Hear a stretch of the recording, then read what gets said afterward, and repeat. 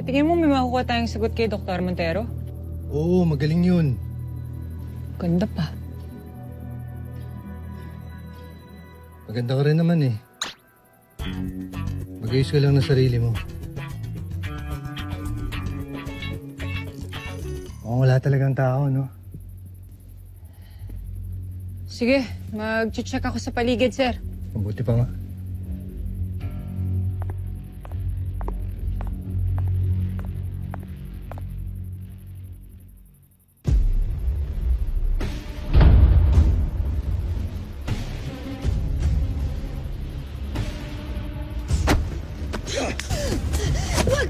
Huwag niyo akong hulihin. Wala akong kinalaman. Nalaman? Di ba nandito kayo dahil dun sa nangyaring kidnapping dun sa anak ni Mayor? Anong alam mo dun sa kidnapping? Kilala mo si Batsy? Hindi, kaibigan na siya ni Sunny. Sino sabi mo? Yung isa dun sa kidnappers na dinala ninyo sa ospital. Siya si Sunny. Siya yung boyfriend ko. Lieutenant Conde! Ano nangyayari?